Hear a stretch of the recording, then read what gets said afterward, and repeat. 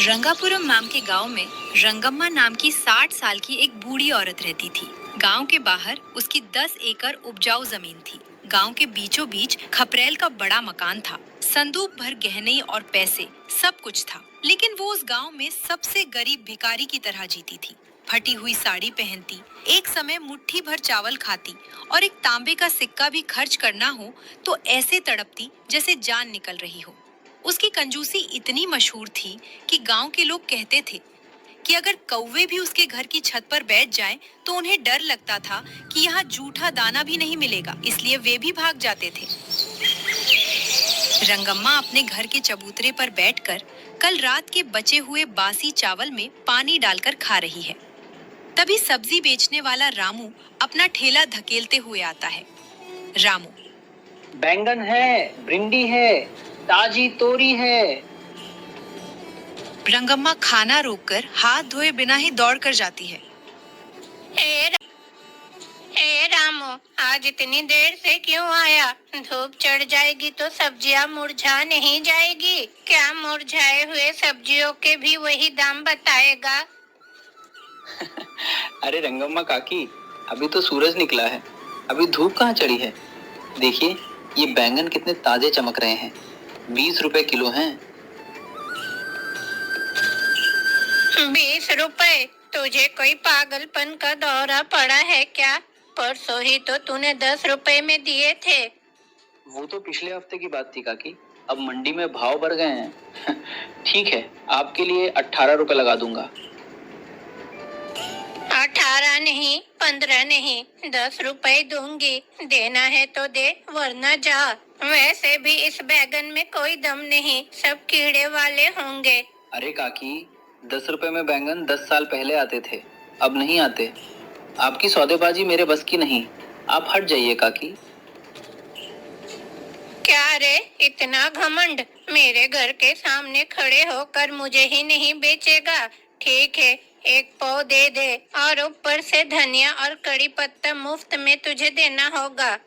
सिर्फ 250 ग्राम, उसके लिए भी इतनी किचकिच? ठीक है ले लो, आपकी शोर मैं नहीं झेल सकता, ले लो। गम्मा ने उस एक पाव बैंगन को 10 बार अलग पलट कर देखा। जब तसल्ली हो गई कि कीड़े नहीं हैं, तब अपने मैले कपड़े में बांध कर रखे हुए चिल्लर में से एक एक रुपया गिनकर रामू के हाथ में डाला। खबरदार, अगर ये अच्छा नहीं निकला तो कल तुझे नहीं छोड़ो। रंगम्मा के पड़ोस में रहने वाले सुब्बैया और उसकी पत्नी गौरम्मा ये सब देख रहे थे। सुब्बैया की उम्र 50 साल है और वो बहुत ईमानदार आदमी है। ए जी, देखा आपने? उस बुढ़िया के पास लाखों हैं, लेकिन एक पाव बैंगन के लिए उस बेचारे को कितना रुलाया। वो तो तंग आकर दे गया। पैसा इंसान की जरूरत है गौरी, लेकिन वही पूरी दुनिया नहीं बन जाना चाहिए। रंगम्मा जी को न तो उस पैसे को भोगना आता है, न दूसरों पर खर्च करना। उनकी जिंदगी उस संदूक में रखे पुराने नोटों जैसी ही है, किसी के काम की नहीं। परसों उन्हें बुखार आया तो मैंने कहा दवा लाने के लिए पैसे दो, तो कहने लगी उपवास ही सबसे बड़ी दवा है, और 3 दिन भूखी रहकर बुखार उतारा। अंत में अगर प्राण चले गए तो उस पैसे का क्या करेंगी पता नहीं। हम कहेंगे तो वो नहीं सुनेंगी, उल्टा समझेंगी कि हमारी नजर उनकी जायदाद पर है, इसलिए दूर रहना ही अच्छा है। एक हफ्ते बाद रंगम्मा के घर एक नया आदमी आया। उसका नाम नटराज था। वो बहुत शान शौकत से नए कपड़े पहनकर हाथ में मिठाई का डिब्बा लेकर आया। बुआ जी, कैसी हो? मुझे पहचाना? मैं नटराज हूँ, आपके दूर के रिश्तेदार सीतारामैया का बेटा। सीतारामैया का बेटा? बहुत पहले बचपन में देखा था, अब अचानक कैसे आना हुआ? हाथ में वो क्या है? ये शुद्ध घी की मिठाई है बुआ जी, शहर से आ रहा था तो तुम्हारे लिए ले आया। बस तुम्हें देखने चला आया, और फिर ये पता चला कि तुम अकेली रहती हो तो मन भर आया। हाँ, घी की मिठाई कितने की है? बिना मतलब के पैसे बर्बाद ना करते तो उस पैसे से एक वक्त का चावल आ जाते। अरे बुआ जी, पैसे का क्या है, आपकी सेहत जरूरी है। आप ऐसे सूख गई हैं, मुझसे देखा नहीं जा रहा। मेरे पिताजी ने मरते वक्त कहा था, रंगम्मा बुआ का अच्छे से ख्याल रखना। ये आते ही महंगी मिठाई लाया है, बातें भी अच्छा कर रहा है। शायद इसके पास बहुत पैसे होंगे, मेरे पैसे पर इसकी नजर नहीं होगी। ठीक है, अंदर आ। लेकिन घर में कॉफी चाय नहीं है, पानी है, पिएगा? कोई बात नहीं बुआ जी, आपका प्यार ही काफी है। नटराज रंगम्मा के घर में जम गया। सुबह उठते ही रंगम्मा की सेवा करना शुरू कर दिया।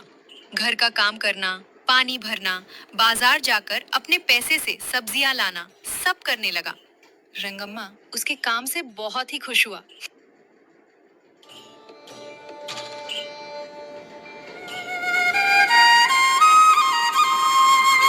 नटराज रंगम्मा के साथ बरामदे में बैठकर बातें करने लगा।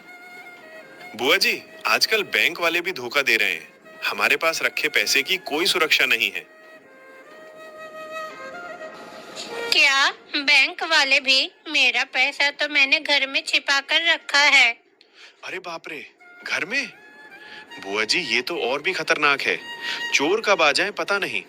परसों ही बगल के गांव में एक बुढ़िया को मारकर सब कुछ लूट ले गए। सच में? तो फिर क्या करूँ रे? मेरे पास जो है वो थोड़ा ज्यादा ही है। किसे बताऊं समझ नहीं आ रहा। उस सुब्बैया को पता चला तो डर है कि वो लूट ना ले। सुब्बैया का तो मुझे पता नहीं, लेकिन मेरे पास एक बढ़िया उपाय है बुआ जी। सरकार ने बुजुर्ग स्वर्ण योजना नाम की एक नई योजना शुरू की है। उसमें अगर हम अपना पैसा जमा करें तो वो दुगना हो जाएगा। और चूंकि ये सरकार की जिम्मेदारी है, इसलिए चोरों का कोई डर नहीं। क्या दुगना हो जाएगा? मतलब मेरे पास जो 5 लाख है वो 10 लाख हो जाएंगे? हाँ, लेकिन उसके लिए एक छोटा सा काम करना होगा। उस पैसे को एक अनुबंध पत्र पर अंगूठा या दस्तखत करके अधिकारी को देना होगा।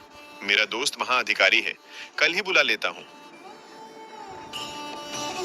ठीक है रे, मेरा पैसा 10 लाख हो जाएगा तो उससे बढ़कर क्या चाहिए? कल ही बुला ले। रंगम्मा ने ये बात किसी को नहीं बताई, लेकिन पड़ोसी सुब्बैया को नटराज के व्यवहार पर शक हुआ। सुब्बैया ने देखा कि नटराज अक्सर गांव के बाहर चाय की टपरी पर कुछ गुंडों के साथ बातें करता है। गौरी, वो रंगम्मा का रिश्तेदार बताने वाला नटराज अच्छा आदमी नहीं है। वो आज सुबह उस गुंडे सीनू के साथ कुछ बात कर रहा था। मैंने अपने कानों से सुना। वो कह रहा था, बुढ़िया फंस गई है, कल काम तमाम हो जाएगा। हाय राम, मतलब वो रंगम्मा जी को धोखा देने वाला है? क्या हमें जाकर बताना चाहिए? हम बताएंगे तो वो विश्वास नहीं करेंगी, उल्टा सोचेंगी कि हम ही काम बिगाड़ रहे हैं। लेकिन ऐसे छोड़ भी नहीं सकते ना, इंसान की जान कीमती है। मैं ये बात हमारे गांव के सरपंच जी और पुलिस को बताऊंगा। हमें तैयार रहना होगा। अगले दिन सुबह नटराज एक नकली अधिकारी को लेकर रंगम्मा के घर आया। हाथ में कुछ कागज थे। बुआ जी, ये देखो अधिकारी जी आ गए। तुम जल्दी से दस्तखत कर दो तो ये पैसा लेकर बैंक में जमा कर देंगे। अगले महीने से तुम्हें ब्याज भी मिलेगा। नमस्ते माता जी, सरकार ने ये योजना आप जैसे लोगों के लिए ही बनाई है। अपना पैसा ले आइए, गिनकर रसीद दे देता हूँ। अंदर जाकर कांपते हाथों से पुराने लोहे के संदूक में लिपटे हुए 5 लाख रुपयों के बंडल लाई। ये लो बेटा, मेरे जीवन भर की कमाई है। 1-1 रुपया जोड़ा है, पेट काट कर जमा किया है।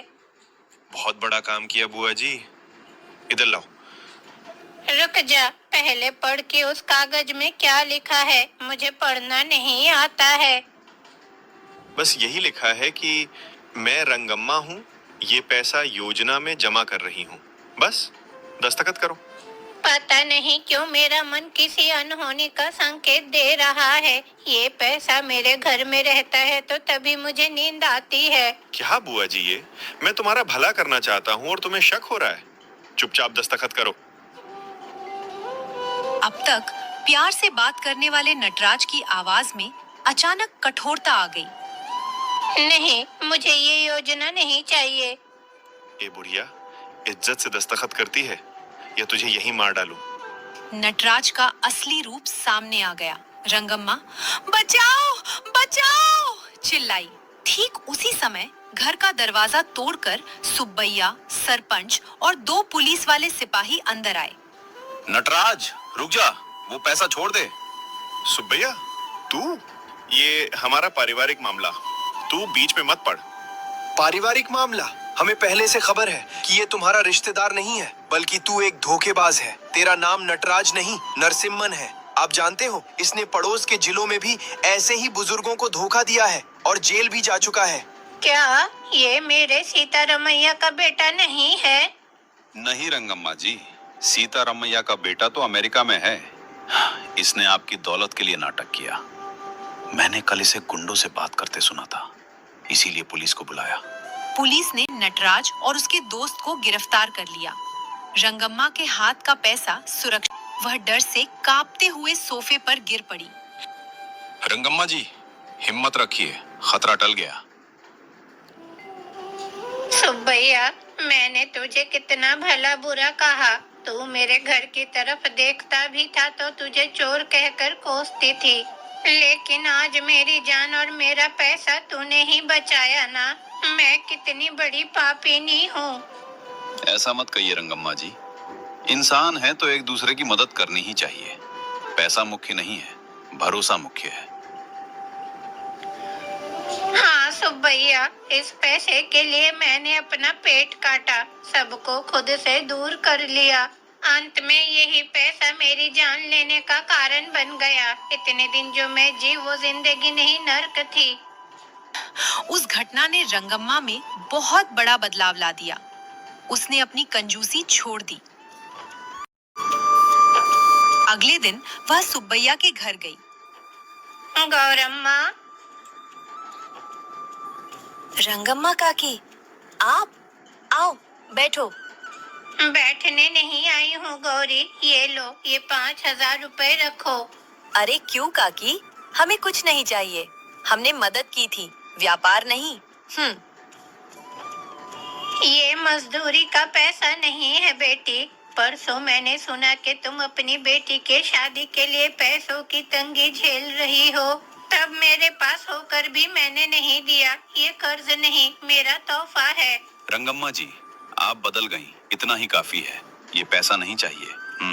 नहीं सुब्बैया, पैसा अगर तिजोरी में पड़ा रहे तो वो रद्दी कागज है।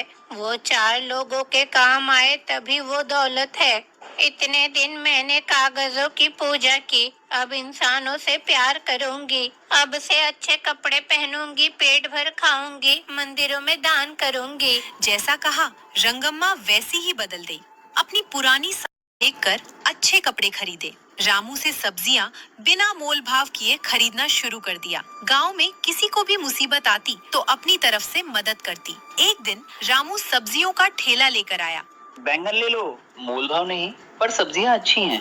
ए रामू, 2 किलो दे दे। 2 किलो? भाव नहीं पूछोगी काकी? भाव कुछ भी हो, मुझे क्या रे। किसान मेहनत करके उगाता है तो धूप में मेहनत करके बेचता है। तुम्हारी मेहनत का सही फल मिलना चाहिए। बाकी बचे हुए चिल्लर तू ही रख ले। इन सब्जियों से आज मैं गांव के बच्चों के लिए मैं अपने घर में भोजन बनवाऊंगी।